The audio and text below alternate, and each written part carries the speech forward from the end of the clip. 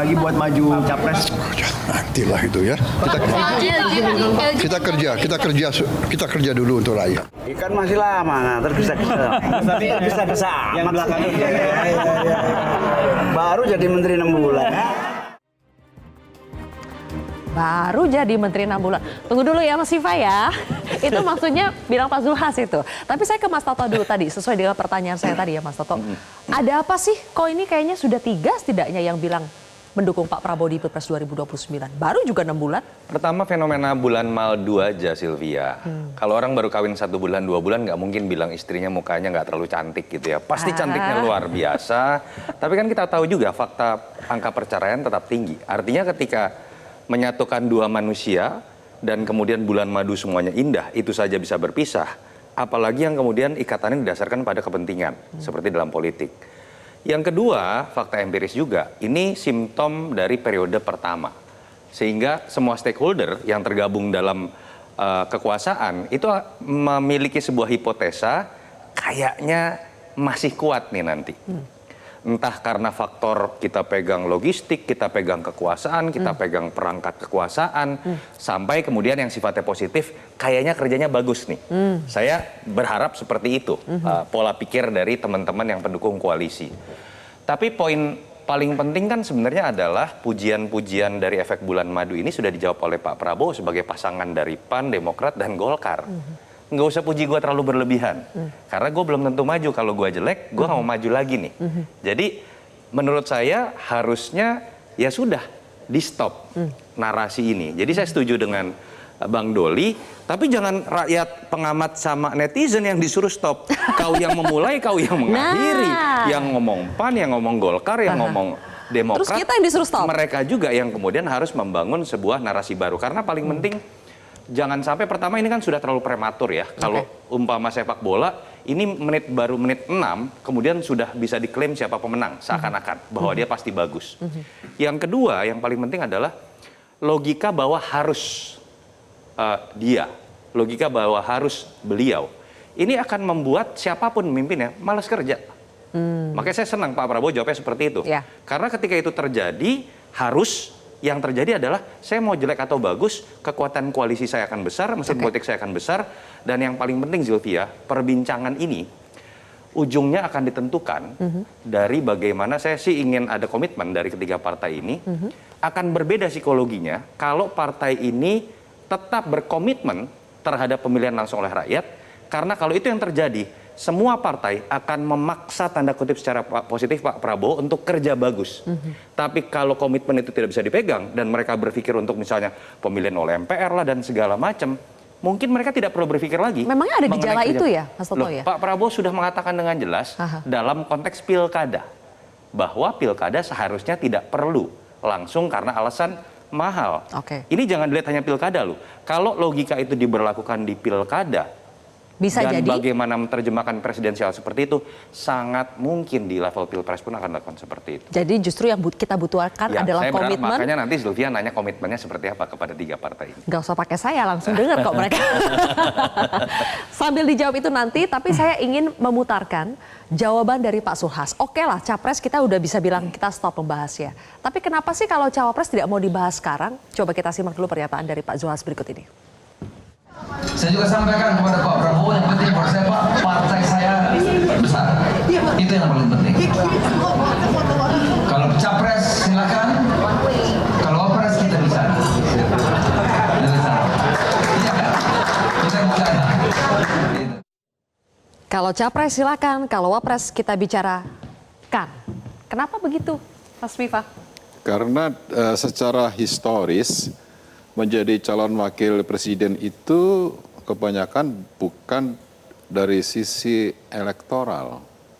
Itu beberapa sejarah telah membuktikan bahwa calon wakil presiden itu memiliki logika yang spesifik, ya. Logika apalagi spesifik. Untuk periode kedua. Misalnya dari aspek kewilayahan, kemudian dari aspek kultural, dari aspek sosiologis, dan lain sebagainya. Jadi menjadi calon wakil presiden ya nantilah, tidak usah kemudian didiskusikan. Bang Zulkifli Hasan sebagai Ketua Umum PAN itu membuka diri loh. Silakan bagi kader-kader PAN untuk mencalonkan. Silakan berlomba-lomba untuk berbakti kepada negara, berbakti kepada masyarakat. Oke. Jadi artinya PAN Bang menginginkan Zulkifli kursi Hasan cawapres itu juga. sangat berpikir terbuka. Kepentingan dari Bang Zulkifli Hasan itu pemerintah bisa berjalan dengan baik dan benar, Oke. bagus, dan Partai Amanat Nasional bisa nambah kursi dan nambah suara. Itu Dan mengincar, intinya di situ. dan mengincar kursi cawapres? Oh, nanti tergantung pada dinamika pada masa akhir periode pendaftaran. Tergantung dinamika. Karena begini, masing-masing Oke. partai kan memiliki kebijakan sendiri-sendiri. Kayak PDIP, itu saya rasa pasti akan mencalonkan kadernya sendiri. Tapi ya artinya, kan? Gitu, Mas ya Viva, kan? oke. Kalau kemudian Golkar, PAN, Partai Demokrat, itu kan santai saja gitu soal calon wakil presiden. Yang penting sekarang kita bekerja untuk rakyat, bisa fokus dalam pekerjaan, dalam melayani rakyat, Oke. dan proses untuk pencalonan Pak Prabowo kembali itu kenapa jauh-jauh hari dilaksanakan? Ya sudah, tadi saya Baik. katakan untuk stabilitas politik dan Oke. tidak ada orientasi Sedikit saja untuk sebelum saya pindah ya, Mas politik Viva. dagang sapi. Artinya PAN tidak mendukung Gibran lagi sebagai cawapres di 2029? Ya, itu nanti tergantung kepada perspektif politik ke depan, nanti kita lihat. Ya kan? Kita lihat berarti belum tentu. Ya belum tentu. Bisa ya, bisa tidak? Bisa ya, bisa tidak. Itu jawabannya aman ya, bisa ya, bisa tidak. Pindah ke Demokrat, saya ingin memperlihatkan Maybe yes, maybe no. pernyataan dari Pak Prabowo ya dalam sebuah pemberitaan. Pak Prabowo di sini mengatakan bahwa Mas Ahaye sebetulnya berpeluang untuk menjadi cawapres di 2029, bahkan bisa bersaing dengan Mas Wapres kita yang sekarang, Mas Gibran Rakabuming Raka. Ini nih, Prabowo sebut Ahaye dan Gibran berpotensi bersaing dalam Pilpres di masa depan. Konteksnya bersaing sebagai cawapres ya. Pertanyaan saya, apakah Demokrat akan mengejar peluang itu? Memanfaatkan peluang itu sebaik-baiknya? Ya, pertama begini, ini Pak Prabowo ini kan luar biasa ya sebagai seorang presiden bisa melihat dan punya semangat bagaimana agar generasi muda itu bisa tampil ke depan. Nah, ini pemikiran beliau itu jauh ke depan gitu, makanya dengan Mas Ahaye, dengan misalnya Mas Gibran dan juga di teman-teman di Gerindranya banyak yang muda-muda juga. Di kabinet kan juga banyak banget nih yang masih muda nih, terbilang muda, kemudian ternyata dalam 6 bulan bisa catch up kok. Ternyata bisa bagus kok bekerjanya. Nah ini kan bagaimana visi seorang Pak Prabowo begitu. Melihat generasi muda ini akan memimpin Indonesia ke depannya. Tapi kalau kita berbicara mengenai perbincangan apa yang disampaikan oleh Pak Prabowo itu. Kalau kami melihatnya dan menyorotinya lebih pada dalam konteks Pilpres ya. Iya. Bukan dalam konteks cawapresnya. Tapi mungkin sebagai capres gitu. Oh. Iya, kami melihatnya sebagai capres dan bagi kami capresnya itu ya setelah Pak Prabowo. Pak Prabowo ini kan misal 2029 kalau beliau mau lanjut kita dukung. Aha. Iya kan? Setelahnya di 2000? Kan akan selesai. Oke, kan, 2 2 periode. konstitusi ya 2034 bagi kami. Oh. Bang Vivat bisa aja maju jadi calon presiden, Oh. Bang Doli bisa maju jadi calon presiden. Jadi Demokrat Dan lebih kalau- maju lagi nih, berpikiran Bukan. udah 2034. Bukan, kita Jadi melihat Mas Ahaye capres di 2034. Kami melihat konteksnya Pak Prabowo seperti itu gitu. Tetapi hari ini yang kami bicarakan, diskusikan, tidak pernah bicara nanti nyapres ya. Tidak ada. Oke. Oh jadi cawapres ya. Nggak ada. Mas Ahaye dalam setiap kesempatan resmi, tertutup, terbuka, dimanapun selalu menyampaikan kepada para kader, termasuk kami-kami yang hampir setiap hari bersama beliau, kita fokus untuk rakyat, kita sukseskan perjuangan, pemerintahan, Presiden Prabowo itu satu. Untuk di 2029 peluang Mas Ahaye menjadi cawapres? Kami Akan tidak mengejar membahas peluang itu itu karena poin kedua yang Mas Ahaye tekankan, kita ingin masuk minimal partai 5 besar di Pileg. Karena harga diri partai itu kan tentu di Pileg gitu, bukan hanya di Pilpres. Oke. Menang Pilpres perlu, Baik. tapi kan kami juga ingin suara kami yang hari ini nomor 8 di DPR RI, ya bolehlah nanti beda-beda tipis gitu ya. Aha. Kita sama-sama 60, 70, itu yang kita PAN mau targetnya kejar 4 kursinya. besar, Demokrat targetnya 5 besar. Iya. Dan sama-sama belum membahas cawapres. Iya, karena Oke. ini penting. Kenapa? Ya. Karena makin banyak kursi kami di DPR RI, akan makin banyak masyarakat yang juga bisa kami layani gitu dan perjuangkan aspirasinya. Baik. Selain di eksekutif, di legislatifnya juga besar kan makin baik ini. Oke, Bang Zaki. Mendukung Pak Prabowo tentunya Oke. di 2029. Apakah Bang Doli kompak Per hari juga ini. nih dengan Mas Viva dengan Bang Zaki kalau soal cawapres sudah ada kandidat juga atau belum mau ngomong juga? Jadi begini, ketika Golkar ya juga sudah mengambil keputusan dan sikap mendukung Pak Prabowo lagi jadi calon presiden, apabila Pak Prabowo bersedia itu memberikan konsekuensi positif. Artinya apa?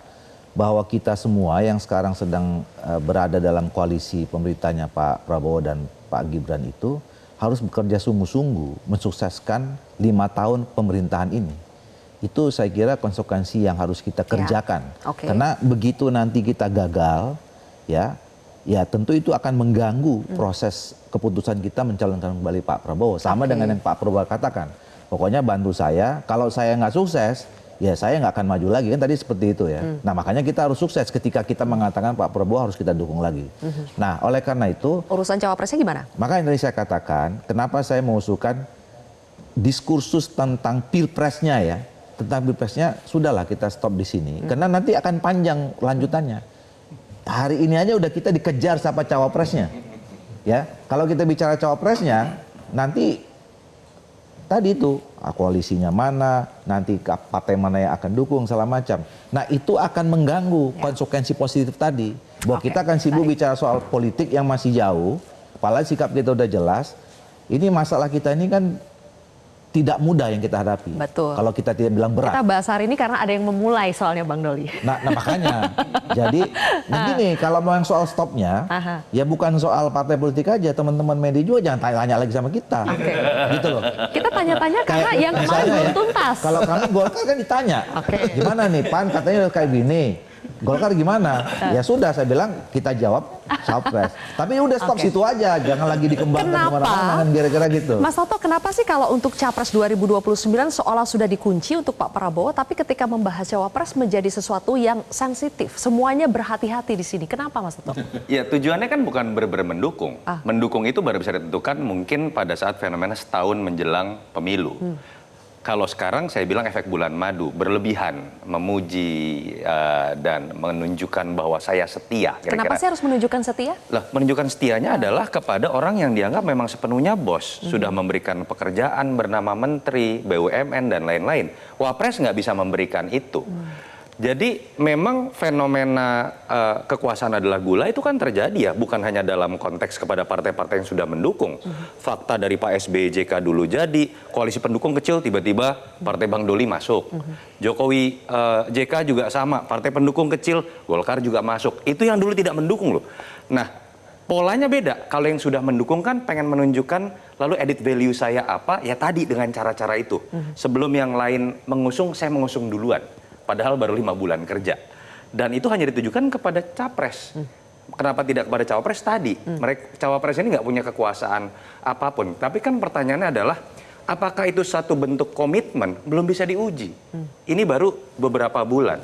Dan secara psikologis tidak terlalu baik buat seorang pemimpin ditopang pekerjaannya bukan oleh pekerjaan anak-anak buahnya untuk ikut menopang pekerjaan yang baik, tapi dengan menjilat bosnya. Sorry, saya harus menggunakan bahasa yang lebih mudah supaya dimengerti ya. Dan itu yang saya harapkan, pola-pola lama yang selalu terjadi dan tidak selalu berhasil konsisten pada masa ujungnya harusnya diubahlah. Pak Prabowo sekarang menghadapi situasi yang diakui oleh Pak Prabowo tidak mudah seluruh negara di dunia, dan pujian selangit itu tidak akan membuat pekerjaan menjadi lebih baik, dan tidak serta-merta membenarkan semua kebijakan pemerintah itu juga akan membuat image presiden di mata masyarakat baik. Yang memang sudah kalah, mau itu PKB, Nasdem, PDI, menurut saya ambil peran lebih keras menjadi pengawas, sehingga kemudian itu akan menjadi faktor penopang baiknya kinerja pemerintah juga. Oke. Pilpres sudah mulai panas, padahal baru 6 bulan pemerintahan ini berjalan. Kemudian kita juga menanti sikap dari partai yang tidak dalam satu koalisi pemerintahan, yaitu PD Perjuangan. Sebenarnya apakah bisa menjadi pembeda kali ini? Apalagi kita tahu sekarang batas untuk mengajukan presiden atau presidential threshold itu sebetulnya sudah dihapuskan oleh MK. Dan apakah PD Perjuangan akan mengambil kesempatan itu sebaik-baiknya atau bagaimana? Sesaat lagi pemirsa.